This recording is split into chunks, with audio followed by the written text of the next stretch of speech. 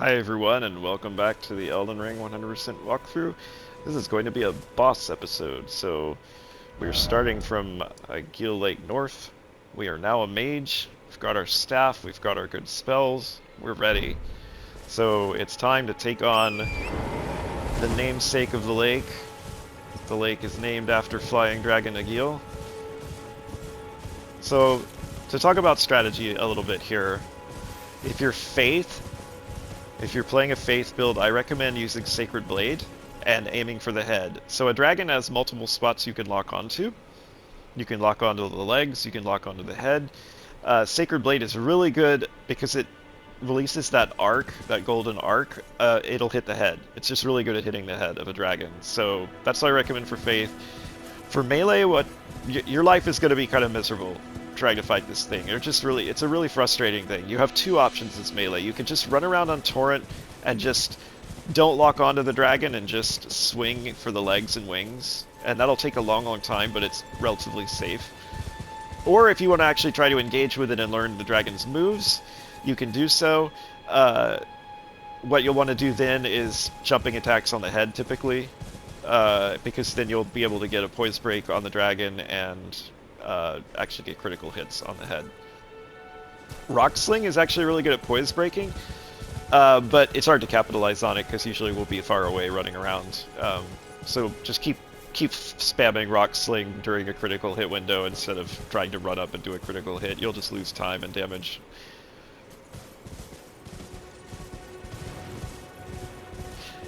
You can summon, but they're just not very effective. Doesn't really do much. This lake does have these annoying little bugs. They kind of fly around and want to hit you and put you in combat. It can be really annoying.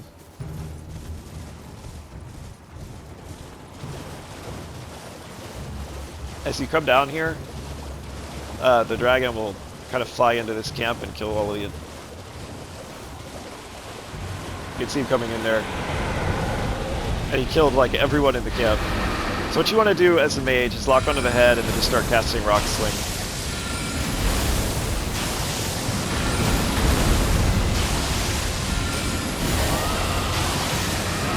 You should get a break, get your FP back. Just keep hitting him.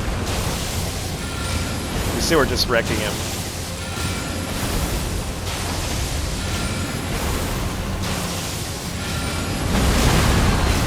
Now he can knock you off Torrent, so you want to be careful with that. Oh, you can get the feedback. And again, you just kind of stay on Torrent. Keep your distance. If he does fire, run away. This is a strafing fire, so you just kind of run around him. Either the left or right works. So you can see it's very easy for mages.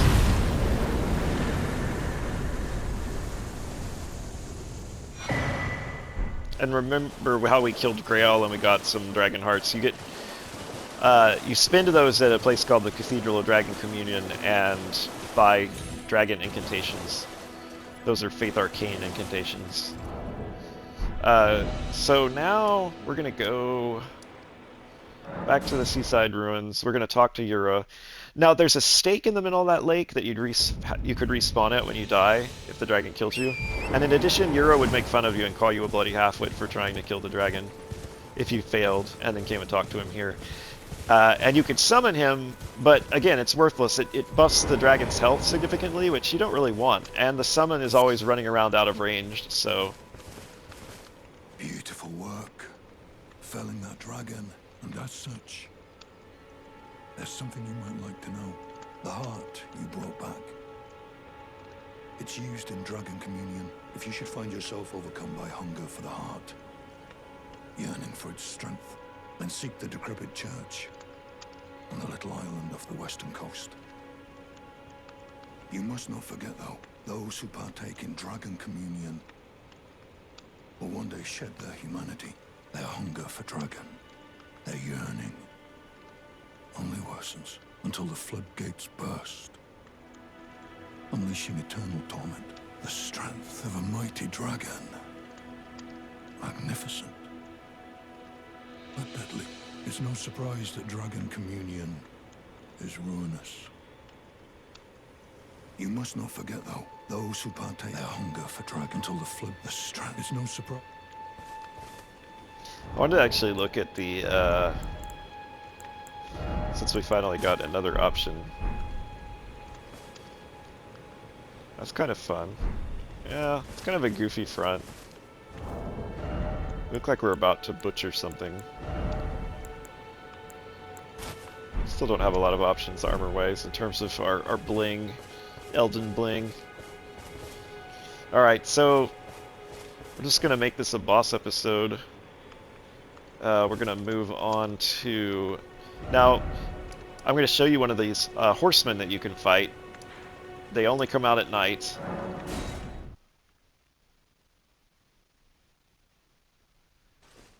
And these are entirely optional, and you can choose when you want to take them on, okay? Don't feel like you have to fight this right now. I'm going to fight it right now just to get it out of the way, but you can wait till you're higher level, more powerful, more comfortable.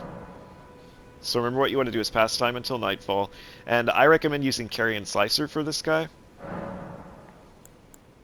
Actually, before we make it nightfall, when you're using Carrion Slicer, because it's so cheap, you don't really need a lot of FP charges, so I'm going to give myself more heals. And then we're going to pass time until nightfall.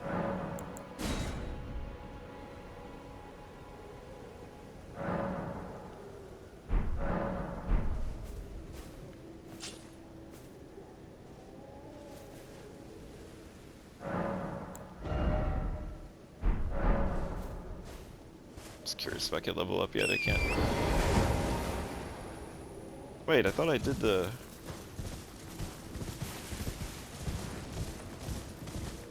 Yeah, okay. So, this guy will be walking across the bridge, and you don't really want to take him on the bridge itself. Right? Because that's just like asking for trouble. So what I recommend doing is, taking out the enemies. See that this thing just does tons of damage. Then there's another camp here to deal with.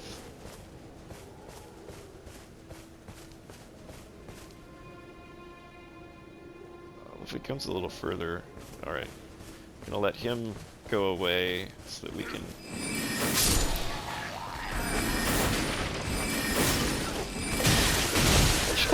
World's first. They've got me like pinned in there. Okay. Alright. And my recommendation for how to fight this guy as a mage is use your shield, and Carrion Slicer him. So you start off damaging the horse, and then when he falls off the horse, you can hit him. So we want to be ready. What you want to be ready with is the ability to like switch to a weapon that you'll critical hit him with, which of course we have. We can do that with the Morning Star.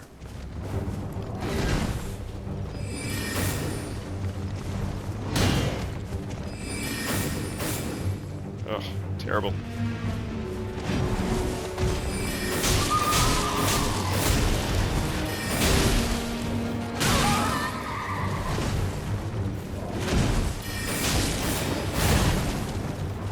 So just take your time, be cautious. You don't have to get too greedy.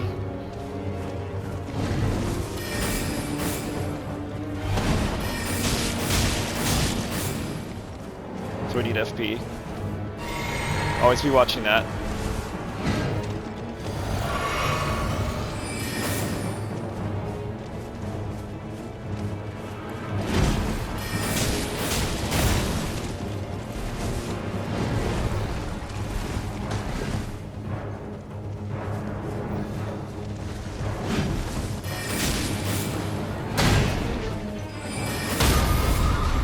Now switch to your weapon, and then you can get the critical hit.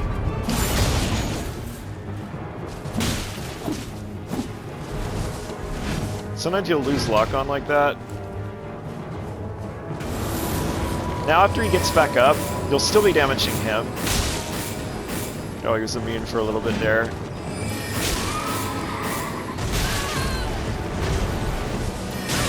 Oh, come on. I'm just trying to get one more hit in.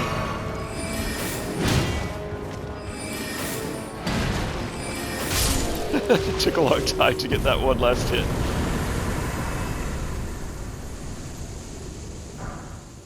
And that gets you Ash of War repeating thrust.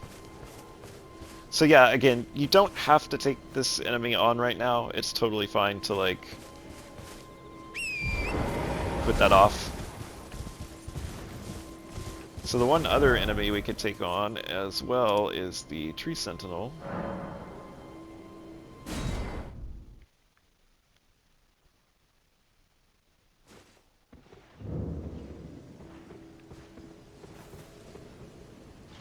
And we're going to make it daytime.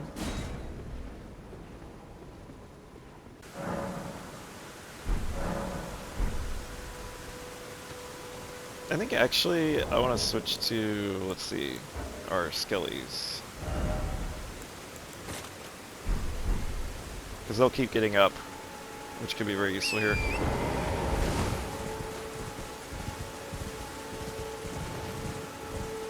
Oh, it started raining. So yeah, we can bring our skeletons.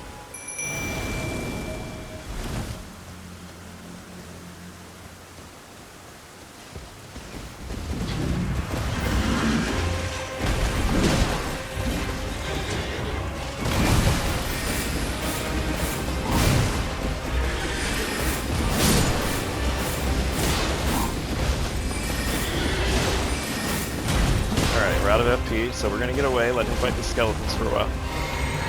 So you can use your summons here, which is nice, right? And again, the skeletons will keep getting back up. If you don't like being in melee range and want to just hit them with Rock Sling, that's perfectly fine. I'm choosing to use Slicer to make this go faster, but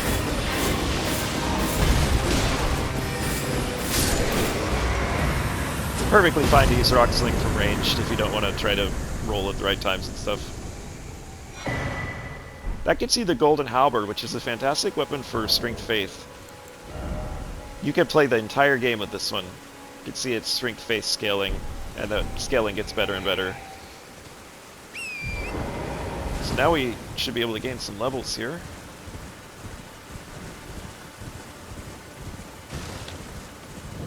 You notice we just do a ton of damage because we're basically, a little higher level than we need to be now. But that makes this early content a little more pleasant.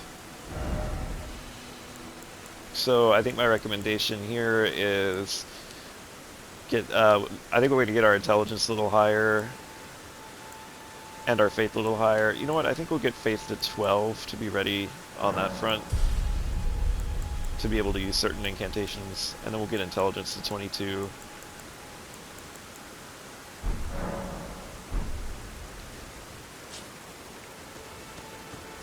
Trying to remember if we had anything left to buy from this guy. I don't think we do. Might as well check while we're here. Got the cracked pot, got the cookbooks. Yeah, we're Goodbye for now. Alright. Clean 15-minute episode or so, where we took out 3 bosses. Not bad. So, in the next episode, we're going to continue exploring Limgrave. We're going to do Murkwater area. Actually, I think that's what we'll do next, which is going up the lake finger here. There's a couple of, like a... Oh, you know what? Actually, I think what we'll do next is, there's a really easy, like, kind of baby cave up here, and then the catacombs over here, so we'll probably do that. So until next time.